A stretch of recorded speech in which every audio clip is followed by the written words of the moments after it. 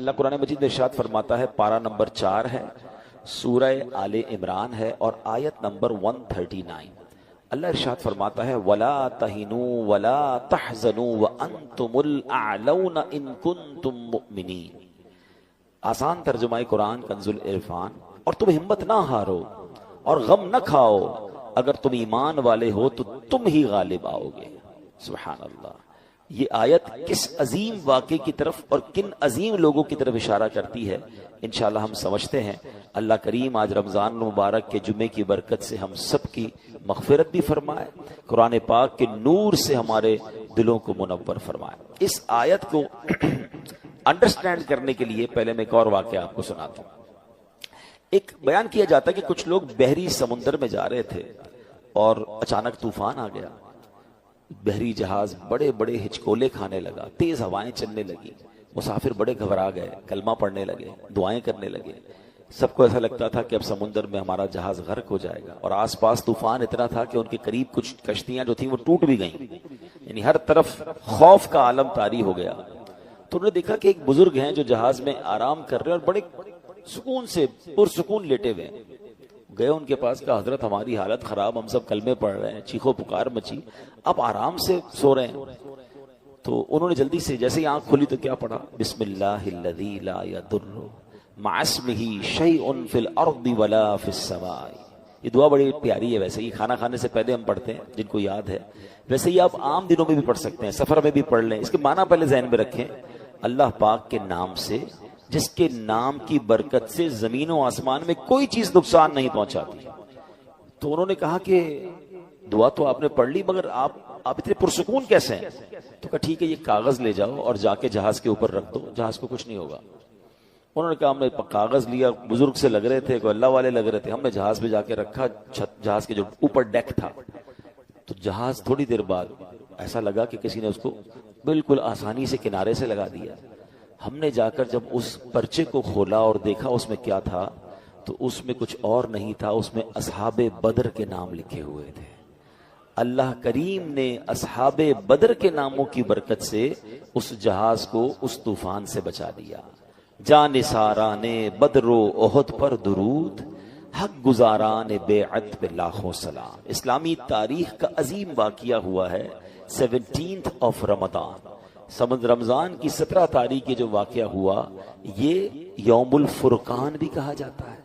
فرقان کہتے ہیں فرق کر دینا، اس دن ڈیسائیڈ ہو گیا تھا کفر اور اسلام کے درمیان۔ یہ ایسا ڈیسائیڈنگ مومنٹ تھا کہ جس سے اسلام کو وہ عروج ملا، کیونکہ پلاننگ کیا تھی کفار کی، آپ سمجھیے یہ مارکا ہے نا، اس کی بہت اہمیت، سگنیفیکنسی کیوں اتنی زیادہ ہے کہ اس وقت پوری دنیا میں صرف 313 مسلمان تھے۔ اور اس کو اس طرح سمجھیے کہ جس وہ جنگ بدر ہونی تھی تو رات نبی پاک نے بڑا گڑ گڑا کر رو کر اللہ کی بارگاہ میں دعا کی تھی کہ اے اللہ، اگر آج یہ مارے گئے تو پھر دنیا میں تیرا کوئی نام لینے والا نہیں ہوگا۔ تو آپ سوچئے کہ اتنی تعداد تھی، چلے کچھ خواتین مدینہ شریف میں ہوں گی، ورنہ آل ٹوگیدر مسلمان بدر میں موجود تھے۔ اور کفار کا پلان یہ تھا کہ ایک بار ہی جا کر ایسا حملہ کرنا ہے، اتنی پریپریشن کے ساتھ گئے تھے کہ ان کو نیست و نابود کر دیں گے، اسلام ہی ختم ہو جائے گا۔ سارے صحابہ نبی پاک خود جنگ بدر میں موجود تھے۔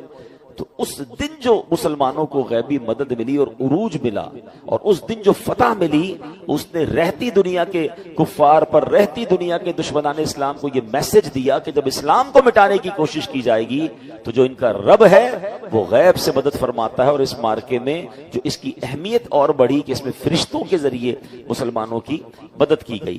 اب اس لڑائی کے بارے میں یاد رہے کہ بخاری شریف کی حدیث ہے، یہ جو صحابہ تھے نا، میں نے بھی آپ کو جو واقعہ سنایا کہ اصحاب بدر کے ناموں سے اتنا بڑا برکت کیوں ملی، تو بخاری اور مسلم کی روایت میں ہے کہ ایک بار جبریل امین نبی پاک علیہ الصلوۃ والسلام کی بارگاہ میں آیا اور عرض کرتے ہیں یا رسول اللہ، آپ اصحاب بدر کو کیسا سمجھتے ہیں؟ تو فرمایا من افضل المسلمین، یعنی غزوہ بدر میں شریک ہونے والے صحابہ سب مسلمانوں میں افضل ہیں۔ تو عرض کیا یا رسول اللہ، جبریل امین عرض کرتے ہیں یا رسول اللہ صلی اللہ علیہ وسلم، وہ فرشتے جو غزوہ بدر میں حاضر ہوئے تھے، ہم فرشتوں کے درمیان بھی ان کا یہی مقام ہے۔ یعنی اللہ نے، جس طرح ہم کہتے ہیں نا کہ اصحاب بدر کا مرتبہ تمام صحابہ میں ٹاپ آف دا لسٹ ہے، تو جو فرشتے نبی پاک اور ان کے ساتھیوں کی مدد کے لیے آسمان سے نازل ہوئے، اللہ کے تمام فرشتوں میں ان فرشتوں کو بھی فضیلت عطا فرما دی گئی ہے۔ اب یہاں عشق والی بات سن لو کہ جن لوگوں نے اللہ کے دین کی مدد کی، نبی پاک علیہ الصلوۃ والسلام کی بدر کے میدان میں یوں سمجھیے کہ ساتھ دیا، اللہ نے ساری دنیا سے انہیں ممتاز کر دیا، اور جو فرشتے خدمت کے لیے رسول اللہ کی بارگاہ میں حاضر ہوئے، اللہ نے ان فرشتوں کو بھی مقام افضل و اعلیٰ عطا فرما دیا۔ تو پتہ چلا کہ سرکار دو عالم علیہ الصلوۃ والسلام وہ عظیم ہستی ہیں کہ جو ان کا ساتھ دے، جو ان کے ساتھ یوں سمجھے سپورٹیو رول جس نے کردار ادا کیا، اللہ نے یہ مقام دیا۔ اور اگر اس کی ایک جھلک دیکھنا چاہیں تو آج بھی دنیا میں جو نبی پاک کا نام لیتا ہے، دین کی خدمت کرتا ہے، سچا عشق رسول پھیلاتا ہے، نبی پاک سے محبت کی بات کرتا ہے، اللہ آج اسے بھی عروج عطا فرماتا ہے۔ سبحان اللہ۔ وہ شاعر کہتے ہیں نا، ان کے جو غلام ہو گئے وقت کے امام ہو گئے، ان کے جو غلام ہو گئے وقت کے امام ہو گئے، نام لیوا ان کے جو ہوئے ان کے اونچے نام ہو گئے۔ تو نام جس نے نبی پاک کا لیا، اللہ نے اس کے ناموں کو بھی اونچا کر دیا۔ اب اصحاب بدر کے بارے میں علماء فرماتے ہیں کہ ان کے ناموں کے وسیلے سے دعا کی جائے تو مراد پوری ہوتی ہے۔ ان ناموں کی برکت سے مریضوں کو شفا نصیب ہوتی ہے، چوروں لٹیروں سے حفاظت ملتی ہے، بے روزگاری ہو تو ان ناموں کی برکت سے روزگار نصیب ہو جاتا ہے۔ غرض کیسی مشکل ہو، اصحاب بدر کے ناموں کے وسیلے سے دعا کریں، انشاءاللہ وہ مشکلات ٹلیں گی اور مرادیں پوری ہو جائیں گی۔ علماء کرام نے لکھا جو ان پاک ناموں کا ورد کیا کرے، اللہ اسے ولایت کا تاج عطا فرما دیتا ہے۔ تو ماشاءاللہ ان دنوں میں یہ خاص دن ہیں، اصحاب بدر کے دن ہے نا، 17 رمضان۔ تو ان دنوں میں سوشل میڈیا پہ آپ کو انٹرنیٹ پہ سرچ کریں گے تو نام مل جائیں گے، آدھا گھنٹہ لگتا ہے۔ تو ان اللہ والوں کے نام لے کر اللہ کی بارگاہ میں ان کا وسیلہ پیش کریں، یا اللہ ان خوش نصیبوں پر تو نے رحمت فرمائی، فرشتوں کے ذریعے مدد فرمائی، اے اللہ ان کے صدقے ہماری بھی دعا قبول فرمائیں۔ یہ بڑے مقبول تھے۔ اچھا، اب اس پوری غزوے کی ایک جھلک میں آپ کو، یوں تو بڑا طویل واقعہ ہے، انشاءاللہ ہم کسی موقع پر اس کو ڈیٹیل میں بیان کریں گے، لیکن چونکہ ینگسٹرز بھی موجود ہیں، یہ بیان لائیو بھی جا رہا ہے، تو ایک چھوٹا سا میں سمرائز کر دیتا ہوں۔ یہ جو بارکہ تھا، یہ غزوہ بدر 17 رمضان کو ہوا تھا۔ اچھا، یہ 2 ہجری میں ہوا تھا۔ پہلے اس کی ڈیٹ سال سمجھیے گا۔ مسلمان بڑی مشکل سے، ڈیفیکلٹی سے مکے سے مدینے پہنچے تھے، ابھی سیٹل ڈاؤن بھی نہیں ہوئے تھے، دوسرا ہی سال تھا۔ ان بدبختوں کو چین نہیں آ رہا تھا کہ یہ مدینے پہنچ کیسے گئے، یہ وہاں سکون میں کیوں ہیں۔ مکے میں تو روز لڑائی ہوتی تھی، روز مارتے تھے، روز مسلمانوں کو تکلیف تھی۔ اب مسلمان ہجرت کر کے اپنا سب کچھ چھوڑ کر مدینے چلے گئے کہ چلے اب وہاں رہیں گے، مگر دوسرے ہی سال ان ظالموں نے وہاں حملہ کیا، اور پلان یہ تھا کہ ونس ان آل ان کو ختم کرنا ہے۔ اب صحابہ کتنے ہیں؟ 313۔ تلواریں کتنی ہیں؟ 8۔ ٹھیک ہے، رمضان شریف کے دن ہیں، کھانے پینے کا سامان بھی زیادہ نہیں تھا، مگر جوش ایمانی ایسا تھا، جذبہ جانثاری ایسا تھا کہ 1000 کا لشکر سامنے ہے اور یہ صحابہ ان کے سامنے کھڑے ہو گئے۔ روایت میں آتا ہے کہ نبی پاک علیہ الصلوۃ والسلام نے صحابہ سے کوسچن کیا کہ ہم میدان بدر میں جائیں یا رک جائیں۔ ایک سجیشن تھا، ایک مشورہ تھا۔ صحابہ کا جو ریپلائی تھا نا، ذرا سنیے گا۔ مسلمانوں کے پہلے خلیفہ حضرت ابوبکر صدیق اور دوسرے خلیفہ حضرت عمر فاروق اور دیگر صحابہ کرام نے عرض کیا، یا رسول اللہ، آپ کے لیے مکہ چھوڑا ہے، آپ کے لیے سب کچھ قربان کیا ہے، اب جانے بھی آپ کے نام پر قربان کریں گے، اب ہم سے نہ پوچھے جانا ہے کہ نہیں جانا، we are ready for everything whatever you want, آپ جو فرمائیں گے ہم اس کے لیے راضی ہیں۔ اب نبی پاک نے انصار کی طرف رخ کیا۔ ذرا سمجھیے گا، یہ بھی پتا ہونا چاہیے مہاجرین کون تھے، انصار کون تھے۔ مہاجرین وہ تھے جو مکے سے ہجرت کر کے مدینے آئے تھے، اور جو مدینے میں پہلے سیٹلڈ تھے نا، وہ انصار تھے، اور انہوں نے ہیلپ کی تھی مہاجرین کی۔ تو اب انصار سے پوچھا، کیونکہ وہ تو گھر بار میں رہتے تھے، ان کی تو فیملیاں بھی وہاں پر تھیں، جائیدادیں بھی تھیں، تو ان سے پوچھا تو حضرت سعد بن عبادہ انصار کی طرف سے کھڑے ہوئے رضی اللہ تعالیٰ عنہ، عرض کرتے ہیں، یا رسول اللہ، شاید اب ہم سے رائے لینا چاہتے ہیں، ہم سے یہ پوچھنا چاہتے ہیں کہ ہماری رائے کیا ہے۔ اے اللہ پاک کے آخری نبی صلی اللہ علیہ وسلم، میدان بدر تو یہ رہا، آپ اگر فرمائیں ہم تو سمندر میں اترنے کے لیے بھی تیار ہیں۔ آپ لٹرلی ان صحابہ کا جذبہ دیکھیں، فرماتے ہیں بدر کے بارے میں مجھے سوال کر رہے ہیں، ہم سمندر میں اتر جائیں گے، آپ حکم فرمائیں۔ دوسرے صحابی نے عرض کیا، یا رسول اللہ، ہم بنی اسرائیل جیسے نہیں ہیں، جنہوں نے حضرت موسیٰ سے کہا تھا، اور جو بنی اسرائیل نے حضرت موسیٰ سے کہا تھا نا، وہ قرآن میں موجود ہے. قرآن کی آیت سنیے، فَاذْهَبْ أَنْتَ وَرَبُّكَ فَقَاتِلَا إِنَّا هَاهُنَا قَاعِدُونَ. انہوں نے حضرت موسیٰ کے ساتھ بے وفائی کر کے کیا کہا تھا؟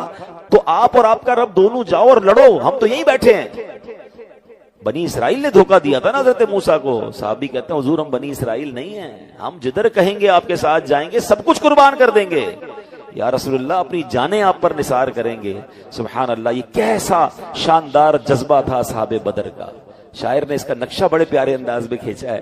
وہ کہتے ہیں تھے ان کے پاس 2 گھوڑے، 6 زرہیں 8 شمشیریں، پلٹنے آئے تھے یہ لوگ دنیا بھر کی تقدیریں.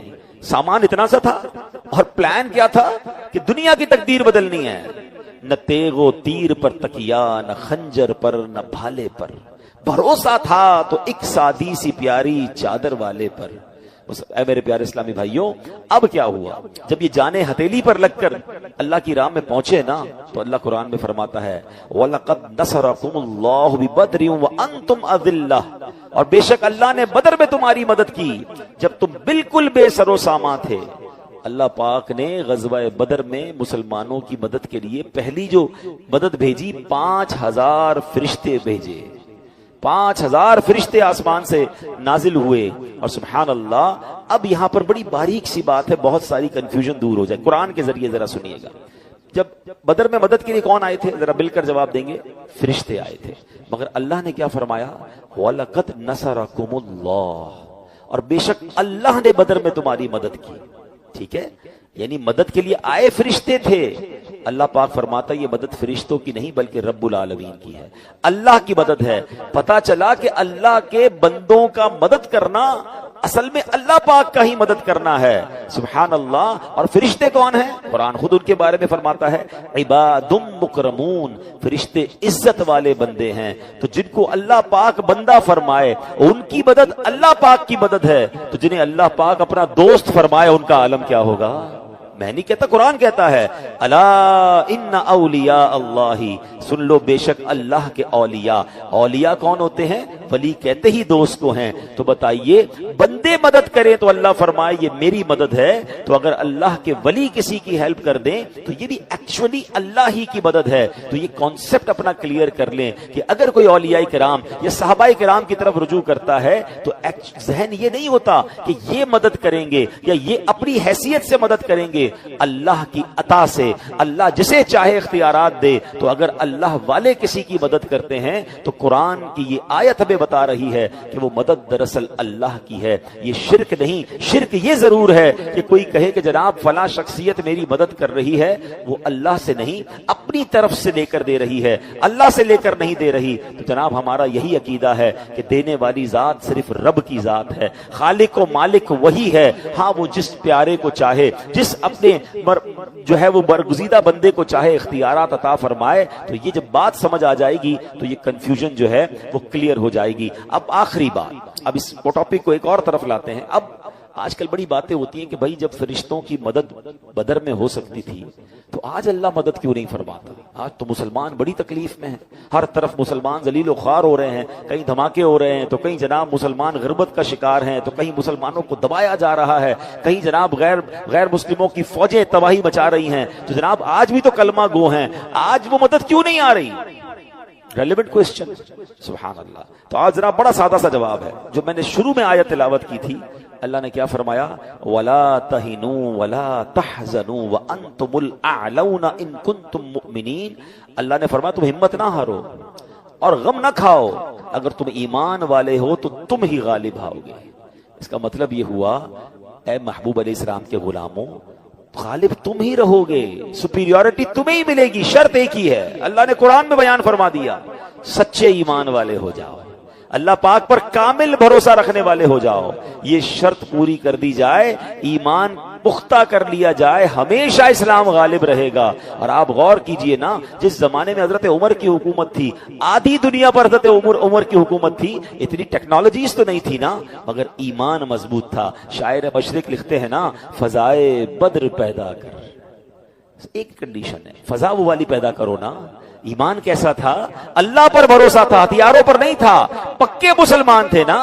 فضائے بدر پیدا کر فرشتے تیری نصرت کو، اتر سکتے ہیں گردوں سے کتار اندر کتار اب بھی، یعنی آج بھی فرشتے مدد کو آ سکتے ہیں اگر وہ بدر والی فضا پیدا کر لی جائے، وہ ایمان کا لیول کر دیا جائے۔ ایک اور جگہ شاعر مشرق نے سمجھایا نا، حضرت ابراہیم کا جو واقعہ ہے، ارے وہ آگ باغ کیسے بن گئی، آج تو آگ جلا دیتی ہے، تو وہ لکھتے ہیں نا، اگر آج بھی ہو ابراہیم سا ایمان پیدا، there is only one condition، ایمان کا لیول وہ چاہیے، اگر آج بھی ہو ابراہیم سا ایمان پیدا، آگ کر سکتی ہے انداز گلستہ پیدا۔